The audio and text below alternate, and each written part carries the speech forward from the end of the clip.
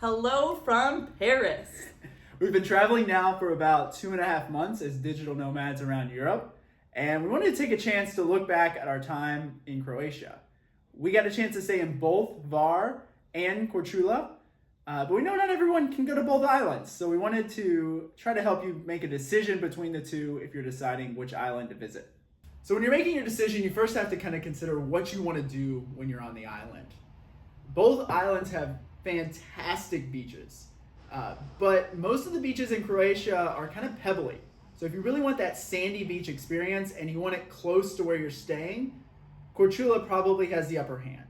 The beach in Lombarda is only about 30 minutes away and there's great public transit, and Via Prisna is a beautiful sandy beach. There's even a nice beach bar there where you can grab a snack. Truthfully, we tried to scour the internet and be like, which beaches are the best? How do we get to the best beaches in Hvar and Korčula? But honestly, the local beaches that were within walking distance to us were about just as good. Also, pro tip, highly recommend getting a float. It's nice. But avoid the tourist shops where they want to charge you $30 to $40 for a float. Just head to the grocery store. There's also the opportunity to try windsurfing in Korčula, which is something we did and really enjoyed. Hvar doesn't really have the windsurfing. The harbor's more busy. There's a little less wind. There are other places on the island where you could windsurf, but you're talking about a long bus ride at that point. So we went to Orub Sailing. Shout out to Even. He was a great instructor. Took us from knowing absolutely nothing to zipping across the bay. Zipping might be going back and forth across the bay. I was zipping. There's also on both islands, you have the opportunity to rent stand-up paddle boards or kayaks. The one thing to consider though is on Korčula, they're about half the price of what you're going to pay in Hvar. Hvar is just more popular, and so they're going to charge you more. Okay, so both had excursions to other islands. There were many smaller islands off these Croatian islands of Korčula and Hvar. We didn't actually do that. I kind of felt like it was like island off an island. I already took a ferry to this island, but if you're wanting to get away from the crowds, that's a really nice option that both islands have. Neither of the islands really have a ton of hiking, at least not really close to the old towns. But Hvar does have the Spanish Fortress, which is a pretty short 30-minute to an hour hike depending on where you start, and does overlook the city. For about $10, you can go into the fortress. We didn't choose to do that, but I hear it's beautiful inside as well. We would recommend going to the Spanish Fortress in the morning, actually. We ended up going at night and in the morning because we left a water bottle and went back up in the morning to retrieve it. But it was much less crowded, and where the sun sets, it's not over the city. So if you just kind of want to avoid crowds, we'd recommend going in the morning. It's true. Korčula doesn't have the same kind of overlook, at least not that we could find, but it does have a ton of walking and cycling paths to see the city and get around. If you're looking for more energy, more nightlife, I would definitely recommend Hvar.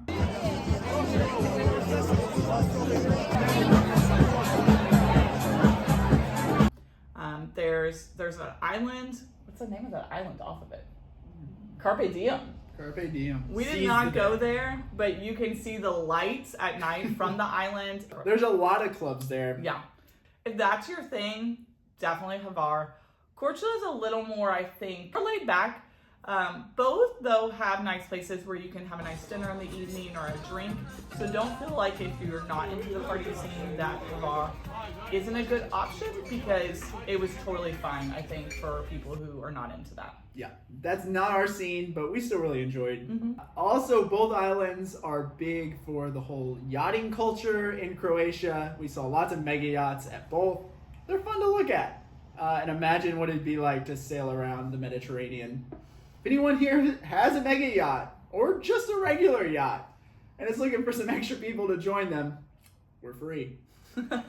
Just leave a comment below. All right, in terms of the old town, both are gorgeous. Korčula is much smaller, and I felt a little more quaint, a little more local, authentic. but Hvar, again, has a lot more going on, a lot more energy. Some people call Korčula the mini Dubrovnik. It has walls around the old town, which is something different than Hvar.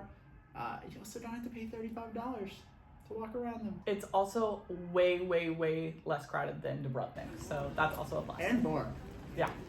Food on the islands, I'd say there's not a ton of selection, but there's a good number of restaurants. I felt like Korčula actually had maybe the better food. It seemed a little bit more local, and the prices were certainly lower. But Hvar had a good selection as well.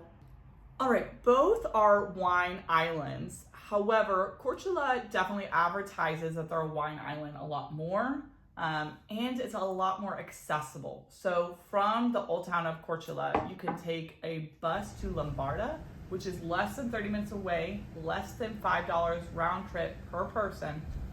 And there are these gorgeous wineries that overlook, you know, the vineyards, the countryside, and the sea, which is really unique. We've been to many, many wine tastings, but to be able to see the sea, it's really nice. So we ended up going to two. So we went to Popik and Vidas. Both were quite nice, about $13 per tasting. So if you still can't decide which island to go to, the location might matter to you. All of them are easily accessible by ferries from both Split and Dubrovnik, but Korčula is going to be a lot closer to Dubrovnik, and Hvar is going to be a lot closer to Split. It only takes about 2 hours from Dubrovnik to Korčula. Hvar is even closer. It's only about an hour from Split. Or if you want to do what we did and hit both islands and make your decision on which one you like better yourself, it's only about an hour and 15 minutes between the two. And all of them are between $10 and $20, depending on which ferry you take between the islands. Overall, our personal recommendation is Korčula. Maybe not a surprise. To us, it felt much more quaint, much more local, and honestly, mostly what we were trying to do was just, you know, sit out by the beach, get in the sea, maybe have some good food. We did get to do that windsurfing, so the activities being cheaper and food being cheaper was a plus for us. And then overall, we really just like a more laid back feel. So for us, the party scene wasn't necessarily a plus. And so Korčula for us was the best option, but I think both are really nice. I hope you've enjoyed this comparison between Hvar and Korčula. He said we spent a month in Croatia. If you want to check out our other videos, we have videos on Dubrovnik, where we explored that city, Split, and also Plitvice National Park, which was probably our favorite place in all of Croatia. So if you also want to follow our adventures as we travel around the world, please subscribe to our channel. Hit that bell so you can get the notifications. And yeah, look Thanks forward for to seeing you watching. all next time. Thanks for watching.